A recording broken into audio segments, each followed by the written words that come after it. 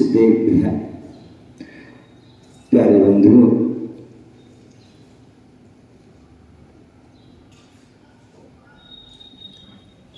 आज हम सभी पुनः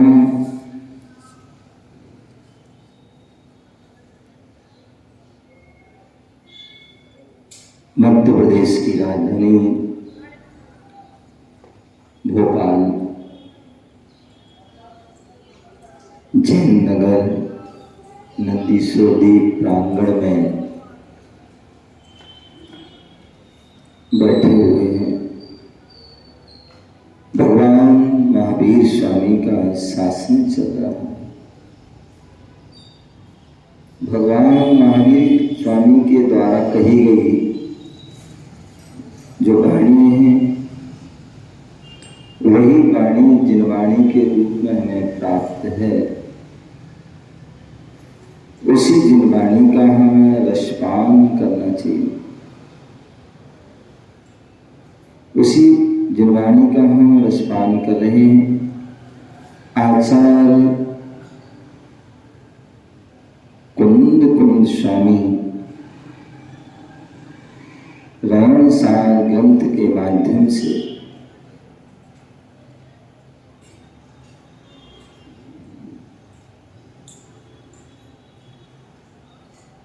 श्रावक और मुनियों के धर्म का वर्णन कर रहे हैं। श्रावक और मुनियों के जो कर्तव्य है, उस कर्तव्य का पालन कर रहे हैं। कर्तव्य का बोध करा रहे हैं। यहाँ रावण सार ग्रंथ में आचार्य कुंद गोस्वामी ने 11वें नंबर की गाथा के माध्यम से श्रावक धर्म और मुनि धर्म का वर्णन किया है। श्रावक कौन? दानम पूजन मुख्यम सावधम, जो दान दे रहा है, पूजन कर रहा है, वो श्रावक।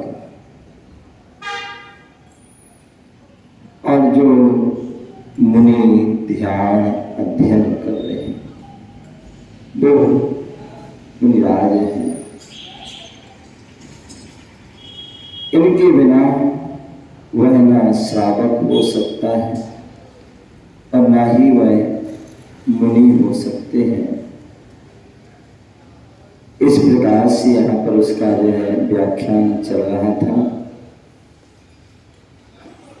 कल हम सभी ने तत्वानुशासन ग्रंथ के माध्यम से आचार्य गुरुदेव विराट जी महाराज अपनी टीका रत्नात्रय वर्धनी टीका के माध्यम से वह तत्वानुशासन ग्रंथ का रेफरेंस देते हुए बता रहे थे कि धर्म ध्यान, व्यवहार धर्म ध्यान और निश्चय धर्म ध्यान। व्यवहार धर्म ध्यान परावलंबन, पर के आलंबन से होता है, और निश्चय धर्म ध्यान स्व के आलंबन से होता है। उसके ही यहाँ पर भिन्न और अभिन्न, भिन्न और अभिन्न ध्यान भी कहा था। सविकल्प और निर्विकल्प ध्यान भी कहा था, और भी अनेक नामों से जो है बताया गया था। और मुख्य और औपचारिक, इस प्रकार से भी यह 2 प्रकार का उल्लेख किया गया था। मुख्य धर्म ध्यान सप्तम गुरुस्थानवर्ती मुनियों के होता है, और औपचारिक जो धर्म ध्यान है वह छठे गुलिस्तान आदि में होता है। इस प्रकार से यहाँ पर उस धर्म ध्यान की जो है विशेष व्याख्यान अनेक अनेक ग्रंथों के माध्यम से गुरुदेव आचार्य श्री विराग सागर जी महाराज अपनी रत्नात्मय वर्धनी टीका के माध्यम से वह बता रहे हैं। निश्चय परम ध्यान स्वरूपम वर्णितम कार्तिकीमुपेक्षा ग्रंथे गाथा 882। आगे आचार्य भगवान गुरुदेव बता रहे हैं कि जो निश्चय धर्म ध्यान का स्वरूप कार्तिकी अनुपेक्षा ग्रंथ में आचार्य कार्तिकेय मुनिराय ने 482 नंबर की गाथा के माध्यम से भी उन्होंने वर्णन किया है। क्या उनका जो है अभिप्राय है, क्या उन विशेषता को बता रहे हैं, तो उस गाथा के माध्यम से हम सभी जान रहे हैं। एक बार दोनों हाथ जोड़िए। बज्जे सयल वियप्पो अपसरूपे मनोरुद्धन्तो जं चिन्तति सानन्दम् तं धम्मम् उत्तमं ध्यानम्। यहाँ बता रहे कार्तिकेय स्वामी, कार्तिकेय आचार्य ये अपने आप में महान आचार्य हुए, जिनका हम यदि जीवन चरित्र पढ़ें तो बहुत कुछ हमें उनके जीवन से सीखने को मिलता है, बहुत कुछ शिक्षा मिलती है। हमारा जो वैराग्य मजबूत होता है उनके जीवन चरित्र को पढ़ करके। ऐसे महान आचार्य कार्तिकेय, जिन्होंने कार्तिकेय अनुपेक्षा ग्रंथ, जो हमारे तीर्थंकर भगवंतों ने 12 अनुपेक्षाएं कही, अनित्य आदि, अनित्य असरण संसार, एकत्व, असुचि, आसव, संवर, नृजा, दुर्लभ, बोधि, लोक, धर्म आदि, ये जो भावनाएं कही, उन भावनाओं का सविस्तार वर्णन किया है तो आचार्य कार्तिकेय मुनिराय ने,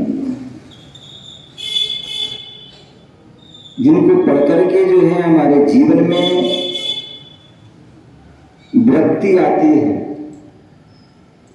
वैराग्य आता है, जिसको पढ़ करके हमारे जो वैराग्य भी मजबूत होता है, संसार शरीर भोगों से हमें विरक्ति उत्पन्न होती है।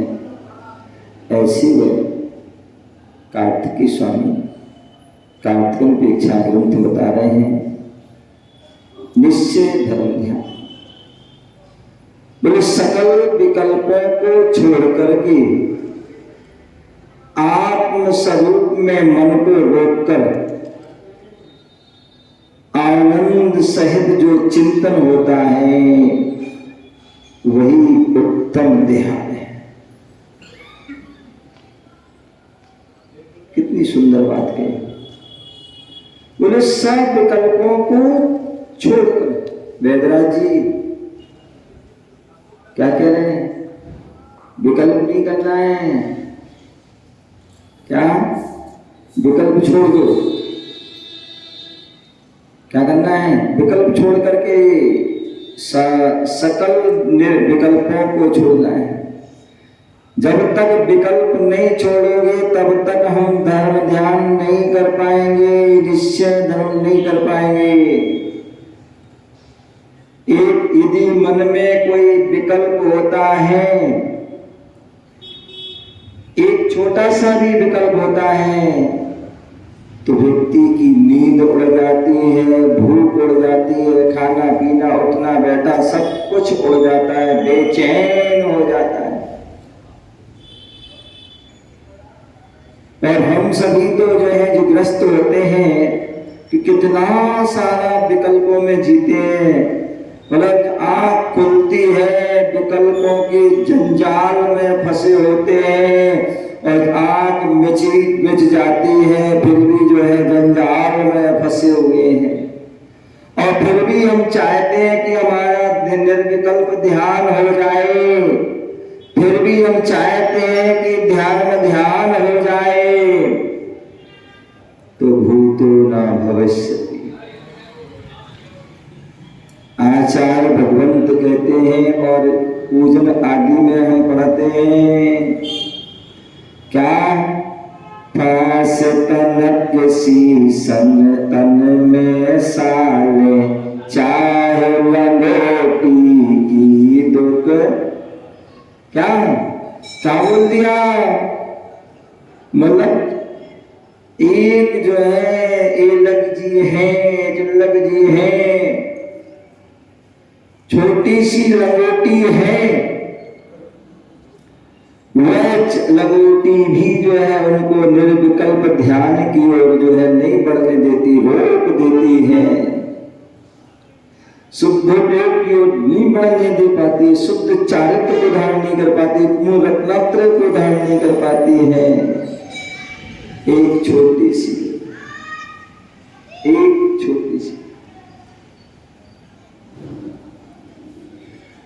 चाहे लंगोटी की दुख वाला, एक छोटी सी लंगोटी जो है कितना दुख का कारण बन जाती है। ना हम समय कर पाते हैं, ना सो पाते हैं, ना जो है खा पाते, ना पी पाते, कुछ भी नहीं करते। एक लंगोटी की चिंता है। जब एक लंगोटी की चिंता होती है तो जो है बड़े बड़े कपड़े साड़ी आदि पहने हैं, बड़े बड़े परिग्रह को अंगीकार किए हैं, बड़े बड़े वैभवों को जो धारण किए हैं, तो सोचो उनको कितना विकल्प होगा, कितना विकल्प होगा।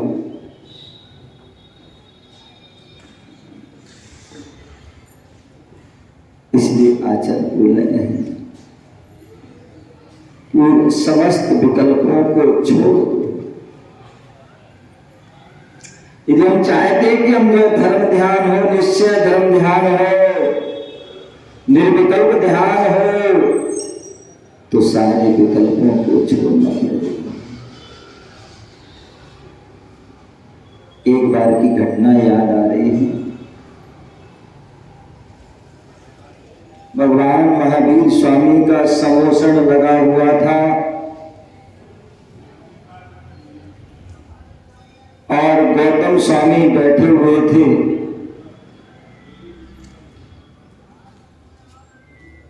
और गौतम स्वामी उदास बैठे हुए थे।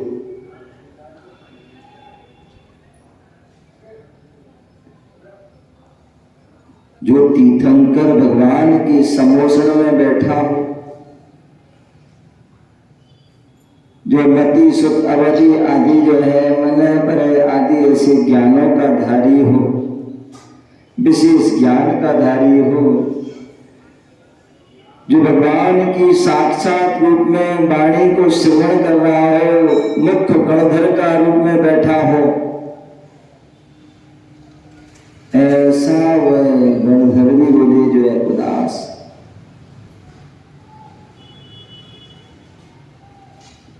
बोले हे गौतम, भगवान महावीर स्वामी, हे गौतम क्या बात है, तुम उदास बैठे हो?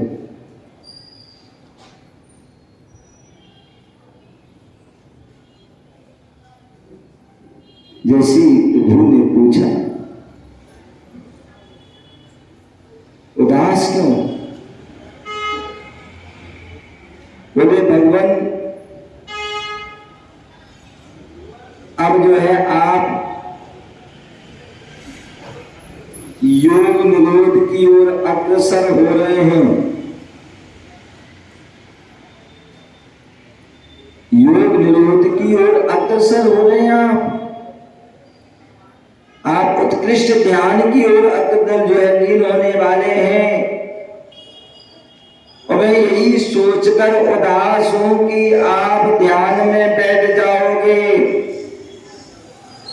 उत्कृष्ट ध्यान में बैठोगे। और उत्कृष्ट ध्यान का जो समय है 5 हिरस्य अक्षर, क्या है? 5 हिरस्य बोलने में जितना समय लगता है उतना वह ध्यान का समय है, उतने में ही अघाती और कर्मों को क्षय करके जो है सिद्ध अवस्था को प्राप्त हो जाता है। मैं यही सोचकर मैं जो है उदास हूं कि अभी तक मैं भगवान की जो है वाणी सुन रहा था। भगवान की वाणी सुनने का मुझे सौभाग्य मिल रहा था, भगवान का सानिध्य जो है प्राप्त हो रहा था मुझे। ध्यान रखिए, भगवान की वाणी, गुरुओं की वाणी हर किसी को नहीं मिलती। क्या? भगवान की वाणी, गुरु की वाणी हर किसी को नहीं मिल सकती है। तो हुआ ना विकल्प, हो गया ना विकल्प। जब नहीं होता तो विकल्प कैसे होता है? यही तो विकल्प दद्दू, कपड़े होंगे वहां विकल्प होंगे, धन वैभव वहां विकल्प होंगे। तो विकल्प में तुम ध्यान, धर्म ध्यान नहीं कर पाओ। ध्यान तो होगा लेकिन धर्म ध्यान नहीं होगा। आर्त रोग आदि ध्यान होगा, धर्म ध्यान। और जैसे ही तुम जो है विकल्पों को छोड़ोगे तभी वह धर्म, जितने जैसे छोड़ते जाओगे वैसे ही तुम्हारा धर्म। तो मैं बता रहा कि तीर्थंकरों की वाणी, गुरुओं की वाणी बोले हर किसी को नहीं मिलती है, हर किसी को नहीं मिलती है। जैन नगर में कितने लोग होंगे हैं? जैन नगर में कितने लोग होंगे? खूब धन वाले, वैभव वाले लोग होंगे। ध्यान रखना, उनको हम सौभाग्यशाली नहीं कह सकते हैं, उन्हें भाग्यशाली नहीं कह सकते हैं, उन्हें पुण्यशाली नहीं कह सकते हैं।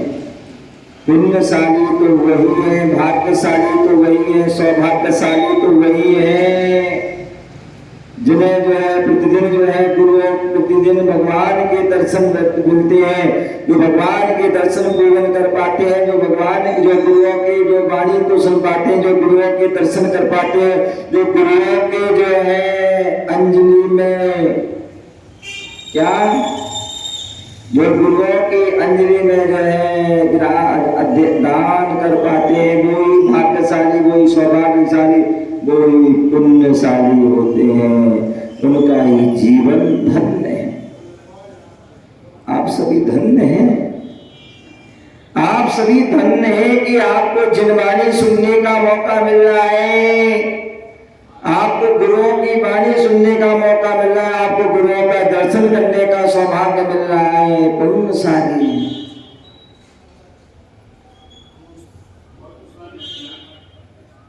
भवि भागे जोगे बसाए, जो भाग्यवान जीव होते हैं, जो पुण्यशाली जीव होते हैं, उनको ही क्या होता है? गुरुओं के दर्शन होते हैं। तो गौतम स्वामी कह रहे हैं, क्या कह रहे हैं? तो भगवान महावीर स्वामी कह रहे हैं, गौतम क्यों उदास हो? तो भगवान जो है गौतम स्वामी ने कहा है, भगवान मैं इसलिए उदास हूं क्योंकि आप योग निरोध की ओर अग्रसर हो, योग निरोध करने वाले हो। योग निरोध करोगे तो से जो मुझे आपके दर्शन करने का सौभाग्य मिल रहा था, आपका सानिध्य प्राप्त करने का सौभाग्य मिल रहा था, आपकी वाणी सुनने का सौभाग्य मिल रहा था, आपकी समोसन में बैठने का सौभाग्य मिल रहा था, आपके साथ पद विहार करने का सौभाग्य मिल रहा था, वो सब अब हमें नहीं मिलेगा, वो अब हमें नहीं मिलेगा। इसलिए मैं दुखी हूं, इसलिए मैं दुखी हूं। तो भगवान तीर्थेश कहते हैं, हे गौतम, हे गौतम, तुम्हें मुझसे राग हो गया है। तुम्हें मुझसे क्या हो गया? राग हो गया है। तुमने घर छोड़ा, कुटुंब छोड़ा, परिवार छोड़ा, धन वैभव छोड़ा, लेकिन बहुत कुछ छोड़ा, बहुत कुछ छोड़ा, इसी तो बहुत कुछ मिला। लेकिन सब कुछ पाना है तो सब कुछ छोड़ना होगा। सब कुछ पाने के लिए सब कुछ छोड़ना पड़ेगा, तुम्हें हमें भी छोड़ना होगा। जो तुम्हें विकल्प हो रहा है, विकल्प भी छोड़ना होगा। और जब ये विकल्प को छोड़ोगे तभी तुम ध्यान कर पाओगे निर्विकल्प, और तभी सिद्धि कर पाओगे, तभी सिद्धि को प्राप्त हो पाओगे। जैसे ही भगवान की वाणी खिली, भगवान की जो है उपदेश हुआ, भगवान ध्यान योग निरोध में बैठ जाते हैं। 13, 14 और अमावस्या कंटिन्यू और ध्यान करते हैं, योग निरोध करते हैं। और वहां गौतम भी क्या करते हैं? गौतम भी ध्यान कर रहे हैं। वहां प्रभु को जो है ध्यान करते करते दीपावली की प्रारंभ की प्रातः काल की बेला में, अमावस्या की स्वाति नक्षत्र में, ब्रह्म मुहूर्त में मोक्ष हो जाता है। और वहां गौतम स्वामी अपनी साधना में ध्यान में बैठे हुए हैं। और संध्या काली बेला में, गौधूली बेला में गौतम स्वामी को केवल ज्ञान, ये विकल्प छोड़े। वहां तीर्थंकरण की भी जो है उन्होंने योग साधना की, तो वहां उनको जो है निर्वाण की प्राप्ति हो गई। और वहां उन्होंने जो है विकल्प छोड़े, तो वहां उनको केवल ज्ञान की प्राप्ति हो गई। इसी बात के लिए यहाँ पर कह रहे हैं कार्तिकेय स्वामी कि हमें धर्म ध्यान करना है, उत्तम ध्यान करना है। तो क्या करना है? समस्त विकल्पों को छोड़ दो, समस्त विकल्पों को छोड़ दो और आत्मस्वरूप को मन में रोक लो। आत्मस्वरूप में लीन हो जाओ, स्थिर हो जाओ। वो आनंद आएगा, वो आनंद की अनुभूति होगी कि उस अनुभूति का व्याख्यान नहीं किया जा सकता है। क्या? वो अनुभूति होगी जिस अनुभूति की व्याख्यान नहीं की जा सकती है।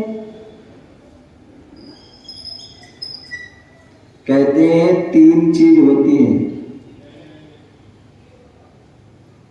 एक सुख, एक मजा और एक आनंद। क्या?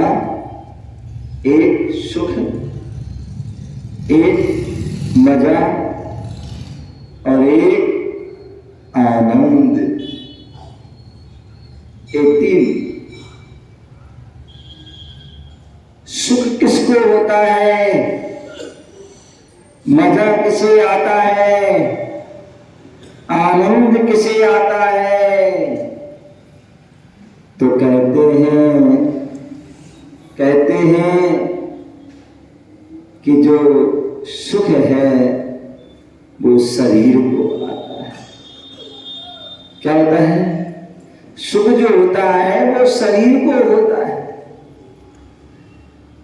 मान लीजिए आपको सर्दी लग रही थी और आप धूप में बैठ गए, तो क्या हुआ? सुख का अनुभव हो गया। आपको जो है कहीं जाना था, बढ़िया गाड़ी मिल गई है, बढ़िया 4-व्हीलर मिल गई, अच्छा बढ़िया जो है ट्रेन आदि, अच्छी वाली ट्रेन मिल गई, अच्छा प्लेन आदमी चले गए, तो क्या हो गया आपको? लग्जरी गाड़ी। तो क्या होगा? आपको बड़ा सुख का अनुभव। आपको गर्मी लग रही थी और बढ़िया एसी वाला स्थान, ध्यान केंद्र मिल गया है, तो क्या हो गया? बड़ा सुख का अनुभव होगा। और क्या होगा? बड़ा सुख का अनुभव। घंटों बैठी होगी, उठने का मन नहीं करे, माली को कहना भैया जाओ बंद करना है, तुमको थोड़ा और बैठने तो। क्यों? गर्मी का मौसम है ना, तो गर्मी के मौसम में आपको जो है एसी में आनंद है। अंदर से आपको बड़ी गर्मी महसूस हो रही थी, अंदर से आपको बड़ी गर्मी महसूस होती, और आपको उस चीज बढ़िया ठंडियाई मिल गई, ठंडा ठंडा आपके लिए पानी मिल गया, ठंडा ठंडा जो आइसक्रीम मिल गई, ठंडा बढ़िया सूप मिल गया, जूस मिल गया, आपको बड़ा क्या होगा? तरावट आ जाएगी। क्या आ जाएगी? तरावट आ जाएगी, सुकून मिलेगा, सुख मिलेगा। और भी अनेक प्रकार के जो है क्या, अनेक प्रकार के जो शरीर संबंधी वस्तु आपको मिल गई, उपयोग की वस्तु मिल गई। चौधरी जी क्या, जो सुख की सामग्री मिल गई तो आपको क्या मिल जाएगा? सुख मिलेगा। क्या मिलेगा? सुख मिलेगा। बढ़िया। और सुख किसको होता है? शरीर को होता है। क्या होता है? शरीर को सुख होता है। दूसरा होता मजा। क्या होगा? मजा। मजा। और मजा किसको आता है? क्या मजा किसको आता है? विवेक चौधरी। क्या किसको आता है? मजा किसको आता है? मजा मन को आता है। क्या मजा मन को आता है? किसको आता है? आपके मन के मुताबिक काम हो गया तो मजा आएगा। अथवा कभी आपके मन में आया कि मंदिर जाना है, मंदिर जाना है, मंदिर आ गए, मंदिर में दर्शन किए, बोले आज तो बड़ा मजा है। मन में इच्छा थी, पट्टू जी, मन में इच्छा थी कि आज हमें भगवान का अभिषेक करना है, शांति धारा करना है।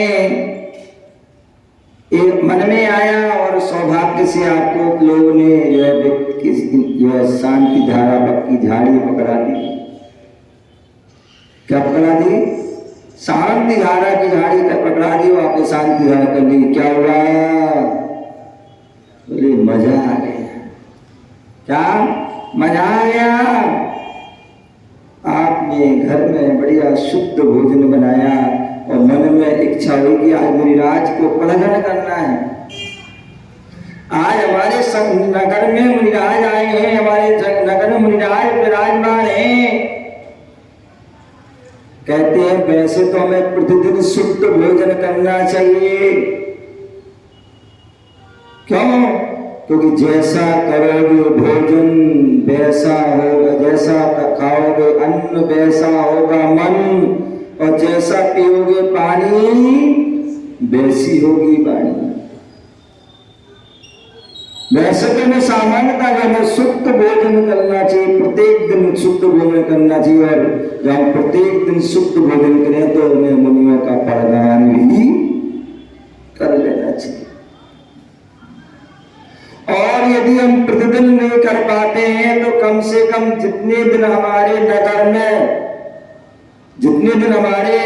में हमारी कॉलोनी में कोई साधु संत रहते हैं तो नियम ले लेना चाहिए कि उतने दिन हम शुद्ध भोजन करें। करना कुछ नहीं है, करना वही है, बस थोड़ा शुद्ध हो जाता है। क्या देखिए कितना आनंद आएगा, कितना आनंद आएगा आपको कि आपने शुद्ध भोजन बनाया, मुनिराज को प्रदान किया और मुनिराज परत गए। क्या हो गया? मुनिराज परत गए और मुनिराज परत गए और हमने आप उनको निर्विघ्न निरंतर आहार करा दिया। कितना आनंद आएगा, वो अनुभूति होगी जो फिक्स करके नहीं होगी। आजकल तो फिक्स हो जाता है। क्या आजकल तो फिक्स हो जाता है कि तुम्हारे इन महाराज को आना, तुम्हारे यहाँ इनको आना, और जब कहीं थोड़ा बड़े हो जाए ना, और महाराज तुम्हारा चले गए, महाराज तुम्हारा चले गए, महाराज तुम्हारा चले गए, लगता है महाराज जी पहले फिक्स होगा।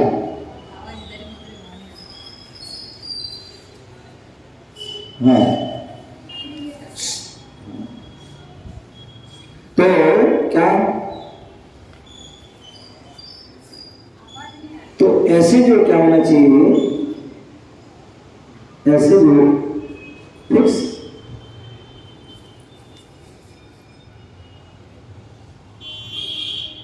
तो जो मन के मुताबिक हो जाता है वो क्या है?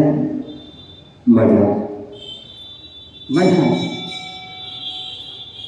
और तीसरा क्या होता है? आनंद। क्या आनंद होता है? हम मुनि बन गए, महाव्रती बन गए, अथवा अणुव्रती बन गए, प्रतिमाधारी बन गए, व्रतों को हमने धारण कर लिया, और व्रतों को धारण करके क्या होता है? आनंद आता है। और वो आनंद किसको आता है? आत्मा को। क्या आता है? वो आनंद किसको आता है? वो आत्मा को आता है। जब व्रतों का आनंद, तो व्रतों को जो है, व्रतों की जो अनुभूति होती है वो आत्मा को होती है। महाव्रती बन गए, मुनिराज बन गए, और निर्विकल्प ध्यान में है, आत्मा की जरूरत में नहीं है, अपने अप्पा सो परमप्पा ऐसे जो है चेतन स्वरूप निर्विकल्प ध्यान में जो लीन है, ऐसे वह आत्मा का ध्यान जो है क्या होता है? आनंद आता है। समय सार आदि ग्रंथों में कहा गया है, अध्यात्म आदि ग्रंथों में कहा गया है कि वो आनंद कैसा होता है? बोले अकथनीय आनंद होता है। आप मतलब बोले जो है शरीर के जो है सुख को कहा जा सकता है, मन के जो है वो बजाया उसको भी कहा जा सकता है, लेकिन जो आत्मा का जो आनंद है वो अकथनीय है, उसे जो है कथन नहीं किया जा सकता है। जब शब्दों से वचनों से उसे कहा नहीं जा सकता है, शब्दों से उसे कहा नहीं जा सकता है। यदि आपसे पूछा जाए कि बताइए पदम जी, बताइए लड्डू कैसा होता है, मीठा होता है। तो मीठा कैसा होता है? मीठा वो कैसा होता है? किसकी तरह होता है मीठा? मीठा किसकी तरह होता है? शक्कर जैसा, गुड़ जैसा, खांड जैसा, अमृत जैसा है। ये जो व्याख्यान है वो सही व्याख्यान है। आप करते रहिए इसके जैसा उसके जैसा। वास्तविक मीठा कैसा है? वास्तविक मीठा कैसा है? तो एक समय तक तो आप उसकी व्याख्यान करते रहोगे, अंत में क्या कहोगे? अंत में क्या कहोगे? अंत में क्या कहोगे? भाई मीठा कैसा है? तो बोलो खा के देखो। क्या? खा के देख लो, अपने आप स्वाद आ जाएगा। खा के देख लो, अपने आप उसे मीठा का स्वाद आ जाएगा। बाकी जो मीठा का स्वाद हम जो बता रहे हैं वो वास्तविक स्वाद नहीं है। वो स्वाद तो जब हम लेंगे तभी उसका स्वाद आएगा, उसको हम वचनों से कह नहीं सकते। कहते हैं लड्डू लड्डू बोलते, लड्डू लड्डू बोलते, मुख ना चखे स्वाद। लड्डू लड्डू बोलते, मुख ना चखे स्वाद। आप लड्डू लड्डू बोलते रहो, आपको मुख में स्वाद आने वाला नहीं है। लड्डू लड्डू बोलते, मुख ना चखे स्वाद, और पानी पानी बोलते, मिटती नहीं है प्यास। पानी पानी बोलते मिटती नहीं है। यदि लड्डू का स्वाद लेना है तो लड्डू आपको खाना होगा, तभी उसका स्वाद आएगा। प्यास बुझाना है तो पानी को पीना होगा, तभी होगा। उसी प्रकार आप बोले यहाँ पर आत्मा का आनंद लेना चाहते हो तो आत्मा का आनंद कैसे आएगा? तो उसके लिए हमें सारे विकल्पों को छोड़ना होगा। सारे विकल्पों को छोड़ना होगा। जब तक सारे विकल्पों को नहीं छोड़ोगे, जब तक आत्म स्वरूप में लीन नहीं होगे, तब तक तुम्हें आत्मा का आनंद नहीं आएगा। तो इसलिए सारे विकल्पों को छोड़िए, आत्म स्वरूप में जो है मन को रोकिए, आनंद में सहत रहिए और ऐसा होकर के चिंतन कीजिए। वही उत्तम ध्यान है, वही उत्तम ध्यान है। और ऐसे वह उत्तम ध्यान को जो ध्याता है वही विराट होते हैं, वही जो है साधक होते हैं, वही जो है तपस्वी है, वही विराज है। और वही विराज है पूजनीय वंदनीय प्रशंसनीय है। क्या है? वही विराज प्रशंसनीय पूजनीय वंदनीय है। और इसी बात के लिए आचार्य भगवान जो है व्रत द्रव्य संग्रह में नेमिचंद स्वामी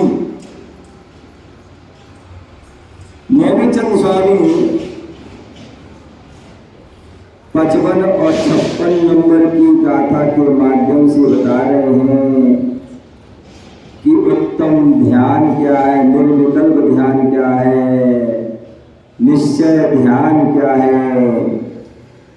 तो 2 गाथाओं के माध्यम से वह बता रहे हैं। हाथ जोड़कर जम किंचीव चिंतन तंतो निरीह वित्ति हवे जदा साहो लद्दुर्यायत्तं तदाउतं तस्य निश्चयं झायं मा चित्तय मा जंपय मा चिंतय किंचि जुड़ो थरो थिरो अप्पा अप्पम मीरो अप्पा अप्पम मीरो हरम परे हरे झारम। कितनी सुंदर बात यहाँ बता रहे हैं। बोले जो है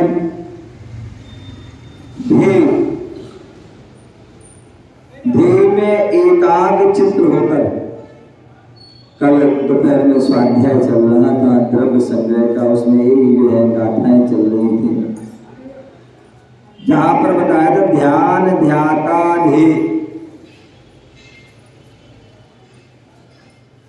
बोले ध्याता कौन है? जो ध्यान करने वाला। तो ध्यान कौन कर सकता है? जो निर्विकल्प होगा ध्यान। ध्येय जिसको ध्याया जाता है, इसको ध्येय माने जो ध्याया जाता है, चाहे वो सिद्ध भगवान हो, पंच परमेष्टि हो, चाहे अप्पा सो परमप्पा, ऐसे वह ध्येय ध्याता। क्या ध्यान? ध्यान ध्याता ध्येय। ध्याता ध्याने वाला, ध्येय जिसको ध्याया जाए, और ध्यान जो चित्त को एकाग्र कर देना, निर्विकल्प हो जाना, मन वचन काया की चेष्टा को रोक देना, वो ध्यान है। तो इसी बात में यहाँ बोले ध्येय में एकाग्र चित्त होकर जिस किसी भी पदार्थ का ध्यान किया, ध्यान करता हुआ साधु जब निष्प्रय वृत्ति वाला हो जाता है, उस समय वह ध्यान निश्चय ध्यान होता है। क्या बोले? जो जिस समय वह ध्यान कर रहा है, ध्येय किसी को अपने आराध्य को ध्येय कर रहा है, ध्येय में उसने एकाग्र चित्त हो गया है, परमात्मा में ध्येय अपने एकाग्र चित्त हो गया, आत्मा में ध्येय चित्त हो गया है, एकाग्र चित्त हो गया है, और किसी पदार्थ का ध्यान कर रहा है, ऐसा वह साधु जब निष्प्रय वृत्ति, निष्प्रय किसी से कोई नहीं है, निष्प्रय वृत्ति होता है, उस समय वह निश्चय ध्यान होता है। और निश्चय ध्यान के लिए क्या? बोले किसी प्रकार की माँ चिंतय, किसी प्रकार की कोई चिंता नहीं कीजिए, किसी प्रकार की कोई चेष्टा नहीं कीजिए। माँ चिंतय, कोई चेष्टा नहीं कीजिए शरीर से। माँ जंपे, कुछ भी मत बोलिए, और क्या नहीं बोलो। माँ चिंतय माँ जंपे, माँ चिंत जो है चिंत ही किमती, बोले कुछ भी चेष्टा नहीं करो, कुछ भी मत बोलो, और कुछ भी मत क्या चिंतो मैंने विचार करो, कुछ भी विचार नहीं करना है। मन वचन काय की प्रवृत्ति को रोक देना है, एकाग्र कर देना है, ताकि तुम्हारी आत्मा अपने आप में स्थिर हो जाए। जो अपने मन वचन काय की प्रवृत्ति को रोक देता है, वही सच्चा साधक होता है, वही सच्चा ध्याता होता है, और वही ध्येय तक पहुंच सकता है, वही ध्यान तक पहुंच सकता है।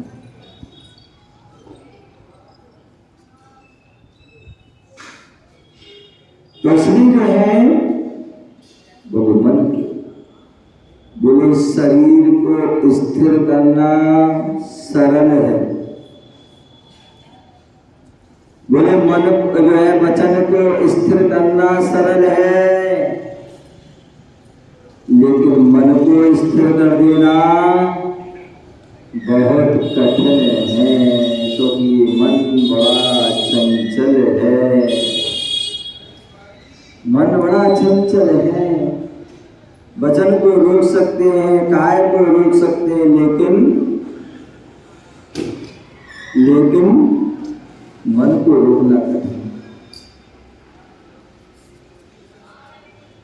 बोले श्रावक गृहस्थ कौन, मुनि कौन? बोले श्रावक कौन, मुनि कौन, गृहस्थ कौन है, साधक कौन है? बोले जिसका जो है पैर रुक जाए मन ना रुके, जिसके पैर रुक जाए मन ना रुके, वो ग्रस्त होता है। क्या? पैर रुक गए लेकिन मन नहीं रुका, वो ग्रस्त है। आपके पैर रुक गए हैं, घर से मंदिर, मंदिर से घर, घर से दुकान, दुकान से घर, बाजार, बाजार से घर, घर से बाजार, घर से फैक्ट्री और फैक्ट्री से घर। तो क्या हो गया? आपके पैर टिक गए लेकिन मन नहीं टिका है। क्या हुआ है? मन नहीं टिका है, क्योंकि मन में तो इच्छा है कि हमें तो कहाँ जाना है, सब जगह घूमने जाना है। देश का ऐसा कोई कोना ना हो, देश का कोई ऐसा हिल स्टेशन आदि ना हो जहां मैं ना जाऊं, या देश के साथ साथ विदेश में भी जाना है, विदेश यात्रा भी करना है, विदेश को घूमना है।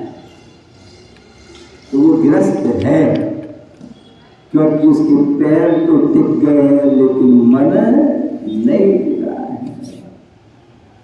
संत कौन है? संत कौन है? साधक कौन है? संत साधक हुए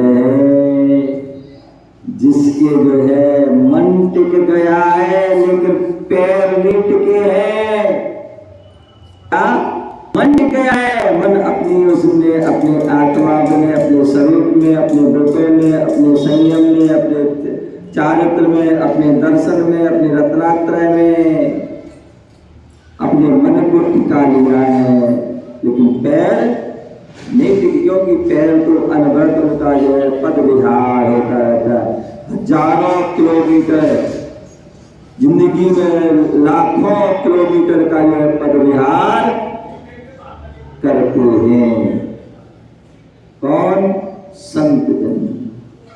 संत जन जिनका जो है मन टिक गया है लेकिन पैर नहीं टिका है, ऐसे संत जन होते हैं।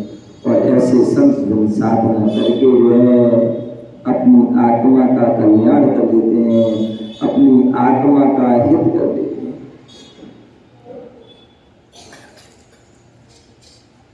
तो इसलिए बोला मन को रोक करके, बोले हमें मन को रोकना है, वचन को रोकना है, काय को रोकना है।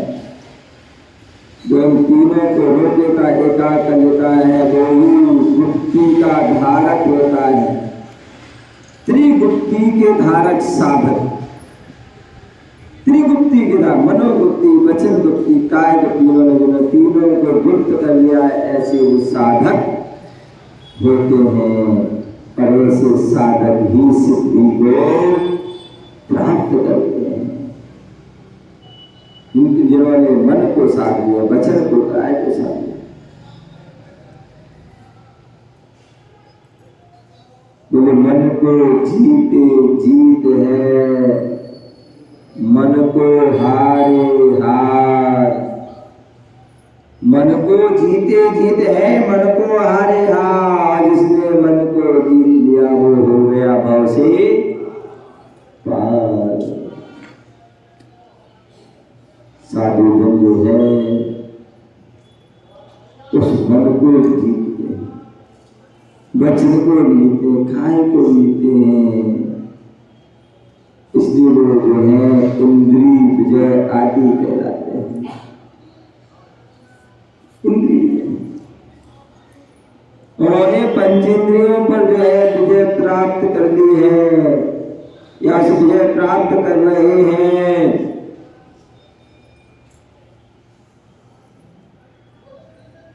उन्होंने इंद्रियों को मन को जो है बस में कर लिया। जिन्होंने इंद्रियों और मन को बस में कर लेता है सारी दुनिया उनके बस में हो जाती है।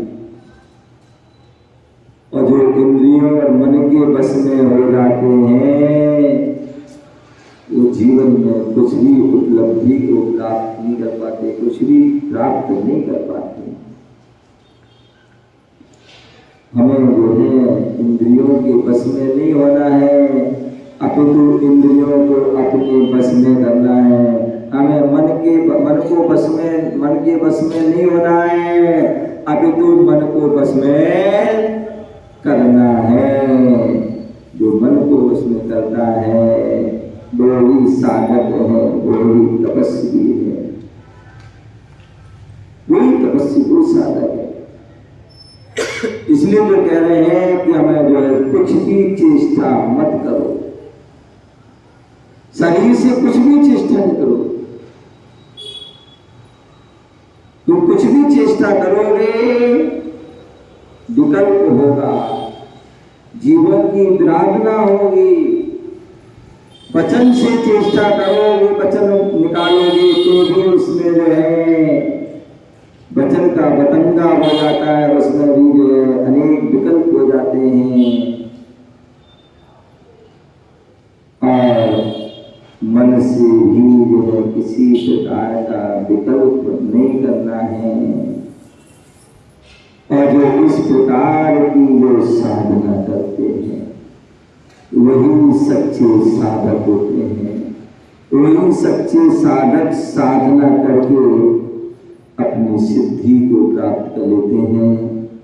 आज हम सभी इस पंचम काल में रह रहे हैं। क्या पंचम काल में रह रहे हैं? और पंचम काल में रह करके यदि हमने निर्विकल्प धर्म ध्यान की हमने भी साधना कर ली तो निश्चित ही हमें जो उसके संस्कार भविष्य की जो है जो हम चतुर्थ काल में जन्म लेंगे और जन्म लेकर के हम वो संस्कार हमारे काम आएंगे, कायम रहेंगे और वो अपना शुक्ल ध्यान, निर्विकल्प ध्यान, प्रत्येक ध्यान की ओर अग्रसर करेंगे। और वही हमें जो है केवल ज्ञान, केवल दर्शन रूपी और सिद्धत्व रूपी, मोक्ष रूपी वह सिद्धि को प्रदान करके हमारी आत्मा को, जीवन को श्रेष्ठ और पावन बनाएंगे। इसी भावना से जय गुरु महावीर भगवान की